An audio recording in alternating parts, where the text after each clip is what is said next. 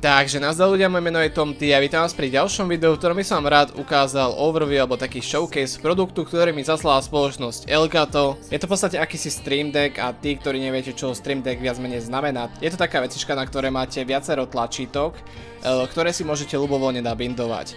No a na tejto máme konkrétnejšie 5x3, čiže 15 tlačítiek, ktoré si môžeme teda ľubovoľne naprogramovať, môžeme tam dať bindy na Twitch, môžeme tam dať bindy na OBS-ko, na hry, do hier si môžeme dať rôzne bindy, takisto cez to spúšťať programy, dávať ďalšie pesničky, dať hlasitosť vyššie, dať hlasitosť nižšie a tak ďalej. Ako možností, čo sa s tým dá robiť, je fakt veľmi veľa a v tomto videu by som vám rád ukázal, ako to mám ja momentálne spravené a nastavené a celkovo, že aký mám ja na to názor, či sa mi to páči alebo či nie a že aké sú tam výhody a nevýhody teda z môjho uhla pohľadu. Takže poďme na to.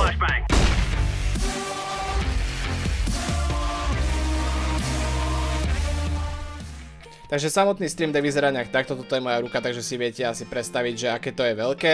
No a teraz si poďme ukázať, že čo tu mám všetko nabindované. No tak na začiatok som si sem nabindoval štart folder, v ktorom mám rôzne programy, ktoré jednoduchým kliknutím, keď stlačím, tak sa mi pustia. Čiže keď kliknem Steam tlačítko, tak sa mi otvorí Steam, ako môžete vidieť, takže to je celkom fajn.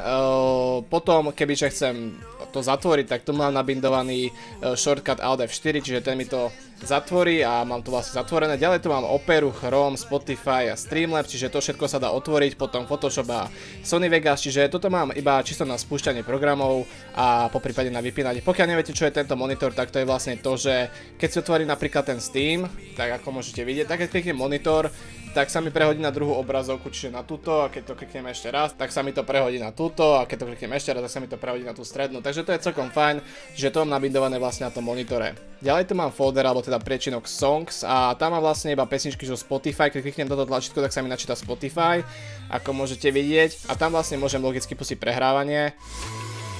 Týmto môžem znižiť hlasitosť, keby chcem, týmto to môžem zase navýšiť, takže to mám všetko nabindované. Tieto tlačítka sú ale iba na Spotify, čiže tie neovplyvňujú zvuk vo Windowse, čiže keď to klikám, tak sa mi zvyšuje hlasitosť iba vo Spotify a nie napríklad aj v CS-ku, takže to je celkom fajn. Ďalej tu mám tlačítka na vypnutie mikrofónu a PC zvuku, keď mám pustené OBS-ko, ale keďže ho pustené nemám, tak sú tie tlačítka neaktívne, preto svietia na červeno. Ďalej tu mám folder CSGO, kde mám nabindované rôzne veci, sú to vlastne veci na nákup. Pokiaľ ste nevideli video CSGO bindy, alebo teda jednoduché bindy, tak teraz sa vám objaví na obrazovke, tak si ho môžete kľudne pozrieť, je to ako celkom užitočné a vlastne podľa toho to mám vlastne aj nabindované. Ešte som si sem pridal separátne vlastne flash, smoke, molotov a granáty, takisto devkit a armor, takže pokiaľ by som chcel, tak si to môžem jednoducho nakúpiť, kliknem dvakrát flash, raz smoke, raz molotov a mám nakúpené vlastne granáty. Potom si kúpim armor, devkit a zbraň si už vyberiem. Pokiaľ by som si chcel nakúpiť čisto cez tieto tlačítka, tak tie mi nakúpia už samostatne aj armor, aj AVPčko, aj devkit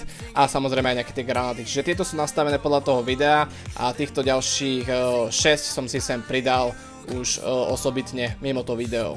Ďalej tu mám folder OBS, tam mám nastavené vlastne všetky scény v OBS-ku, tuto mám štartovaciu scénu, ukončovaciu scénu, tu mám ten folder so songami, čiže tu si to môžem hneď púšťať cez ten Spotify, to v podstate ten istý folder, ako ste mohli vidieť tuto na začiatku, čiže to som si iba prekopíroval do tohto. Samozrejme CTRL v tomto Stream Decku funguje, to vám potom ešte ukážem, že ako sa to nastavuje. No a tuto mám teda, ako som povedal, štartovaciu scénu, ukončovaciu, tuto mám CSGO scénu, tuto mám spúšťanie OBS-ka cez toto tlačítko, vypínanie mikrofónu a samozrejme aj zvuku z počítača. Potom tu máme memes, ktoré keď chcem spraviť nejakú srandu na streame, ako ste mohli vidieť už na poslednom streame. Are you fucking kidding me? What the fuck was that? Tak to iba kliknem a ono to prehrá nejakú animáciu, potom to mám aj nejaké meme songy, čiže kebyže chcem, tak iba kliknem na to tlačítko a ono to prehrá nejaký zvuk. Nice. No ok, a v tomto priečinku OBS mám samozrejme ešte inakšie tlačítka, toto je view counter na YouTube, čiže mi ukáže, koľko ľudí má pozerať, čiže keby sa mi nechce pozerať na ľavý monitor, tak sa môžem pozrieť na tento Stream Deck a zistím to aj z toho. A tuto si môžem samozrejme vypnúť, zapnúť zvuky z mikrofónu a z počítača. Tu mám opäť tlačítko Alt F4, kebyže potrebujem niečo narýchlo vypnúť. No ok, a nakoniec tu mám recording, tam mám to asi najmenej, tam mám v podstate iba OBS a toto je auto replay, alebo tak nejak sa mi zdá, že sa to volá, že v podstate nahrá to, čo si robil posledných 10 minút. No a toto mám klasické spúšťanie Shadowplayu, čiže keď to kliknem, tak sa mi spustí nahrávanie a keď to kliknem znova, tak sa mi nahrávanie vypne. Tu mám ešte nastavený mikrofón, kebyže ho chcem vypnúť, tak sa vypne toto tlačítko. No a ešte okrem týchto dvoch tlačítek, ktoré už poznáte, viete čo robia, tak tu mám ešte túto núdzové tlačítko, ktoré mi otvorí Task Manager, čiže kebyže sa niečo stane, že mi zamrzne komba alebo čo, tak to môžem jednoducho cez to tlačítko všetko povypínať a poprípade aj resetnúť. Takže toto je môj taký základný stav toho, ako to u mňa vyzerá. Samozrejme sem budem pridávať ešte veľa folderov, veľa shortcutov a samozrejme aj otváranie nejakých vecí, takže toto je iba taký prvotný náhľad. Samozrejme mám to iba prvý deň, takže takto to zatiaľ vyzerá po prvom dni, tak toto mám v takom základnom stave najdôležitejšie veci, čo som potreboval. Samozrejme ďalej si tu budem pridávať ďalšie veci, ale to už postupom času.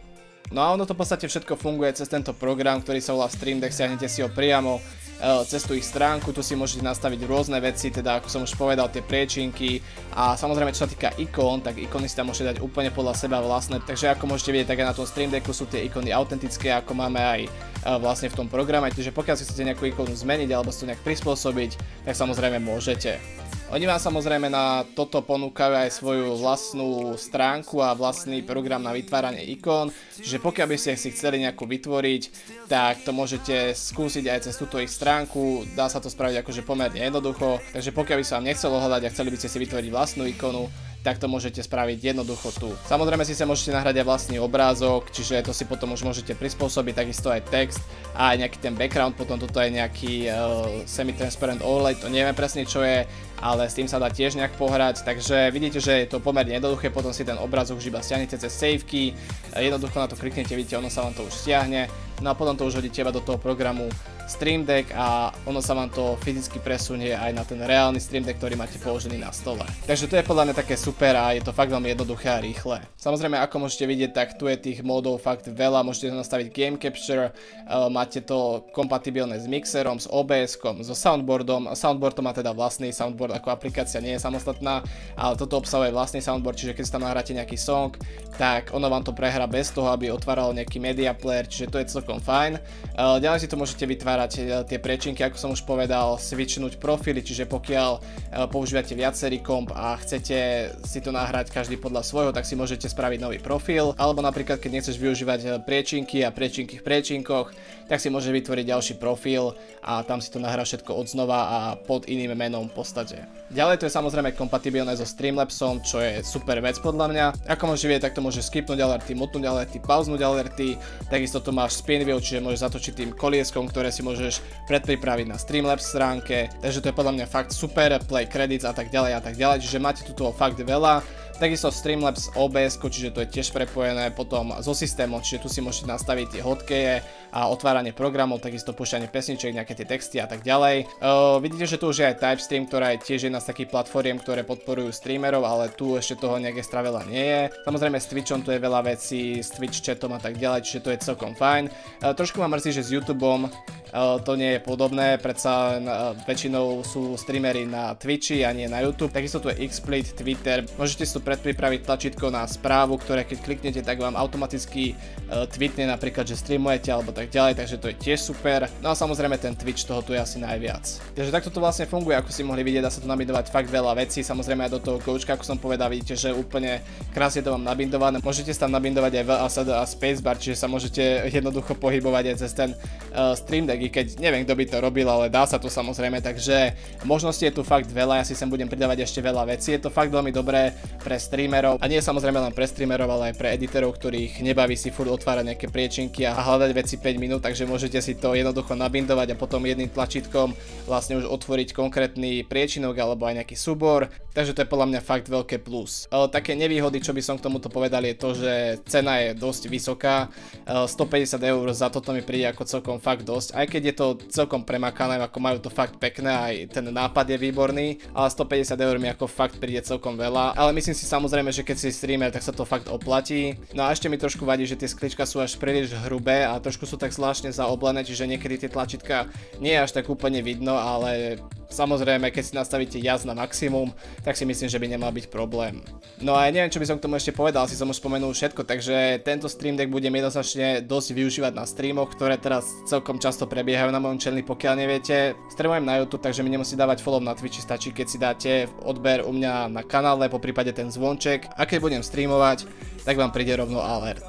Takže momentálne to je v takomto stave, ako ste videli, nemám tu nabindovaných nejak extra veľa tých vecí ešte, ale to sa všetko zmení a budem to využívať aj naďalej. Postupne vás budem aj informovať na streamoch, že v akom to mám stave, že či som nejak s tým postupil. Ja teda dosť často spomínam, pretože sa mi to fakt páči. No a to je asi všetko, takže pokiaľ by ste si chceli pozrieť tento výrobok, tak link naň máte v popisu. Je tam vlastne môj reflink, takže keď to kúpite cez môj reflink, tak asi ich to poteší. Takže pokiaľ nad tým rozmýšľate a páči sa vám to, že by ste si to aj teoreticky chceli kúpiť, tak využite prosím vás ten môj link, ktorý je v popise. No a to je na toto video asi všetko, takže ja ďakujem, že ste si ho pozreli a dúfam, sa uvidíme aj pri ďalšom. Moje meno je Tom T a ja sa s vami zatiaľ učím. Čaute.